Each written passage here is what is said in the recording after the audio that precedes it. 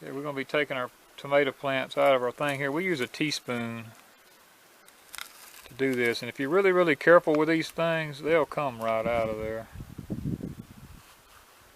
You don't really damage the root system on them that bad.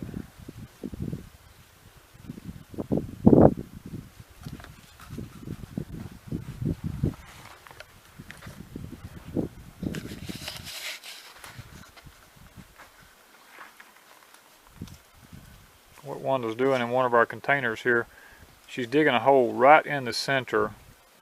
We actually have 2 tomato plants in the same pot, which this pot's big enough to handle 2 tomatoes. So she's going to bury the plant down and leave only about 1.5 inches of the top of it sticking out of the ground, because tomatoes will form roots all up the stem, and that's what our goal is to get it as deep in the ground as we can. We probably have a little over 3 inches in the ground.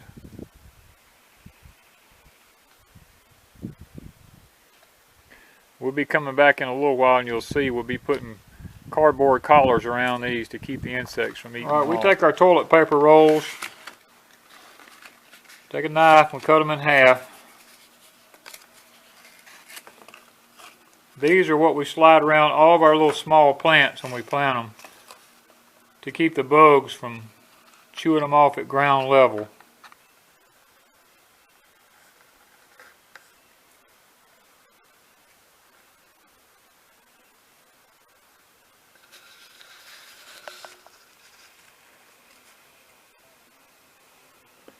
Kind of bury it in the ground just a little bit.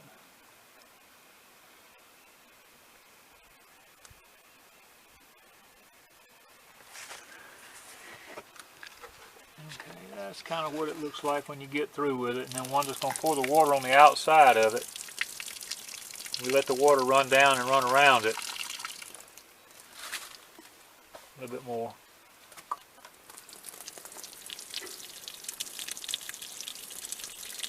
Because the paper towel holder is going to wick up some of the water. So, okay, we have here, Wanda is holding one of her baby bunnies. We went today and met Brittany Hughes from Hughes Homestead in town. We shot footage of her getting the bunnies and everything, but like everything always goes, it got messed up and we're not able to use it. So we just want to say we got these from Hughes Homestead. We wanted 2 females. They had 2 females for sale. The New Zealand White. I'm going to be looking for a male pretty soon. What we're doing is, these are not for eating. These are for raising us some meat rabbits to use here on the farm. Plus, at our age, we've come to the conclusion we're going to start doing some more container gardening. And rabbit fertilizer is really good for container gardening, so we've decided to start getting some bunnies where we can start keeping our own rabbit fertilizer to help in our composting of our container gardens. That is the reason we're getting these rabbits. Food and fertilizer. She is sitting there so calm. Another animal headed to the Deep South Homestead. Trying to grow our homestead to be more sustainable so that we can live off the land and be able to do our gardening and be as organic as we can. Okay, we got our bunnies to the homestead now. Wanda's putting them in their pen for right now. We'll be adding the waters and feeders here in a little while. See, they're checking out their pen. Okay, we're having to work on one of our old rabbit cages. We had designed it to take care of baby chicks. We had to cover up the hole where the rabbit feeder went in it. Now I'm having to go back and take all this wire back off of it so that we can hook our feeder back up. Okay, the rabbit feeder, we've got the hole up there now. Just slide those arms up on the sides. There you go. Just up like that, just far, just so it'll clear. I'll stick this bottom part here through that hole in the wire. Don't go that far in. Stand it straight up like this. Okay. Now you take that lever and you push it down, and see that right there? Wait, take time now. Take that right there. That hooks over that little wire there. Over it. So it's a little difficult to snap on there. You got to treat it like you want to live. Come on, you ain't got it. Push it. There you go. Okay.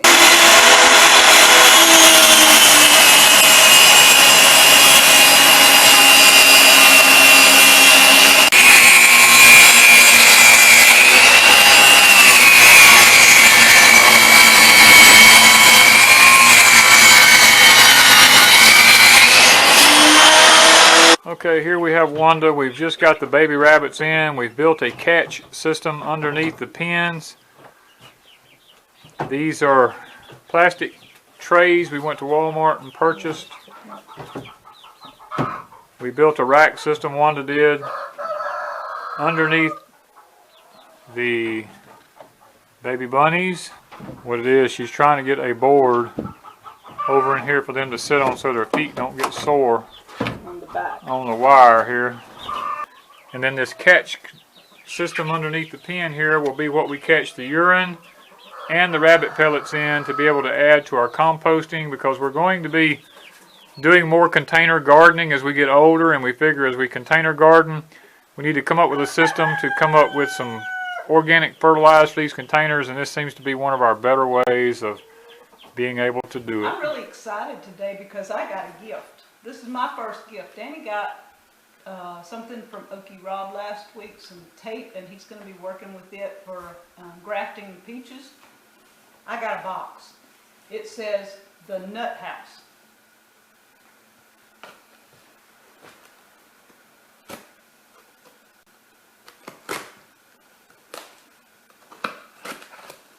Okay, we're getting there.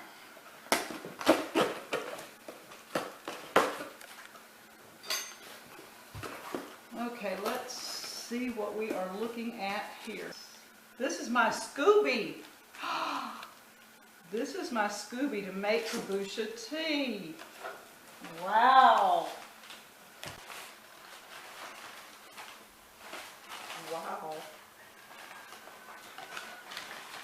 I'm really not sure, but I think she said she was sending me tree collards. Yeah, that's tree collards. I think they're, do they grow purple or just green? But Well, it's got they purple just on it. they just do that. We're going to put these in water, and we're going to see about setting these out tomorrow and just see. Yeah, we got rain coming Sunday, so we could get these out tomorrow, then they'll be already watered in good. Yeah, I'm excited. Wow, we've never growed tree collards before. I've heard of them, but I've never actually growed any. But I mean, look, that's some big. That's some awesome stuff. Wow. Let's see what else we got. I want to break something. Okay, so it's not well, nuts. Yeah, yep. We may have some nuts here. See what we have here. Wow, a lot of them. So this is raw jungle peanuts. It's an ancient heirloom peanut, substantially hand harvested in the Amazon rainforest. They're non-GMO, non-pesticides, no preservatives. You can plant them like regular peanuts. Okay, another gift package.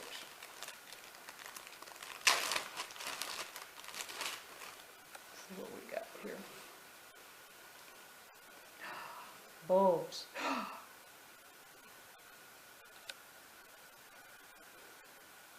Is that turmeric? It kind of smells, it's ginger or turmeric, but I'm thinking turmeric. Okay. Maybe some explanation so I do know exactly what I'm doing here. Alright, to start with, it's to Danny because it says get well. The warmest wishes is mine. I wanted to say thank you for you guys for teaching and caring about your YouTube community so much. I've learned so much from you too, and your teaching by example. Love and blessings, JM and Jen from the Nut House. Isn't that awesome? Thank you, Jen and JM from the Nut House.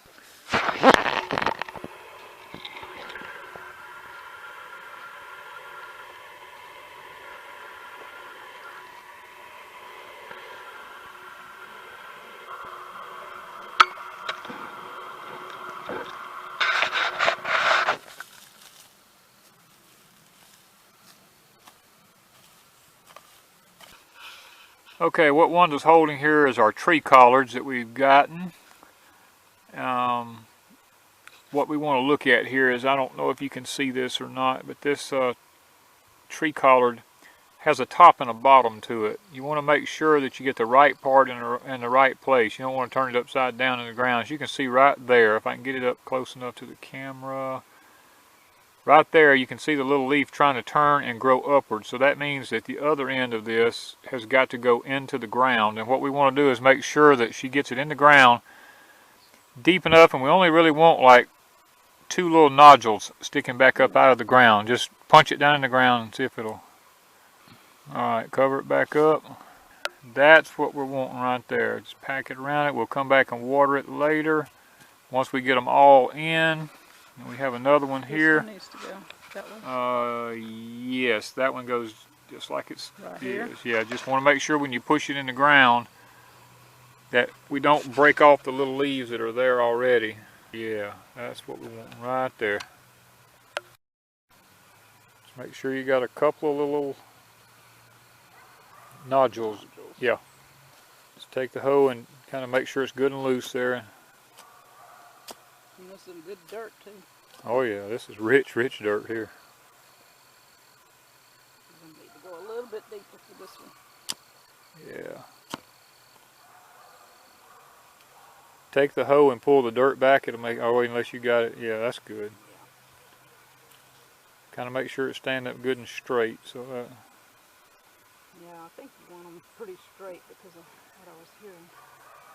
yeah. And what we've got here, we have a fence behind it right here that we have. If you look down, you can see we've got blackberries on it on that end down yonder. As we come down, we also have a different variety of blackberries on this end. So what we're going to be doing is putting these perennial tree collards in the middle here, because these things will grow for years, I believe, in our climate without actually dying. So being as we do permaculture, Have somebody send these to us. yes, that's the right way, sweetheart. Being as we're doing permaculture, it's not going to matter what we interplant amongst one another as long as they're compatible, and I don't see a problem with the collards being compatible here. And another thing that we might want to bring out is that right behind it here, we have some rows plowed up here. This is our sugar cane crop, some of it. And in the summertime, the sun is in that direction right yonder, and this sugar cane, what we're thinking is, will help to shade the tree collards from the extreme summer heat, which will hopefully allow them to do just a little bit better than they would if they were just out in the extreme heat. I'm turning into a green person. Yeah, you're turning into somebody, one of these people who going green on me, which is okay because that's what we do as permaculture. Isn't that awesome? That is so awesome. We've got a row here that's, let's see, it is 3, 6, 9, 12. The 15-foot row. It's still in there. Yeah, it doesn't matter. Is it okay? It's okay. When they grow up and create a bushy tree, it won't matter. Thank you, JM. Thank you, JM. This is awesome on Deep South Homestead. Yes. That's what we love. We love people to give us stuff and we can see if we can make it grow. Something unusual. Something unusual. Something for us to try out. This is cool. So, okay, what we're doing here, we have, of course you can tell we eat a lot of oatmeal. We're advertising. No, we're not advertising. We take these Quaker oat boxes, we save our oatmeal boxes over the years, we keep them in the barn. And what we're doing is putting these over our tree collards. Because we have this theory, we've learned here in our humidity and our climate and our heat and all, that if we can protect these from this extreme heat that we live in, and give them a chance to actually get rooted before the sun actually starts bearing down on them. And them being inside these containers also causes the shoot to take off and grow a lot faster on them. So maybe we'll get a better start because they're going to be reaching for sunlight. And two, when it rains, these cardboard boxes, they get damp and they do hold water. So it creates an environment that is usually pretty suitable for something to grow inside. And we use them on a lot of our products here that we grow. And it also keeps Keeps rabbits, rabbits from coming up here nibbling. wanting to chew them off at night and stuff. It's kind of a predator-proof thing also.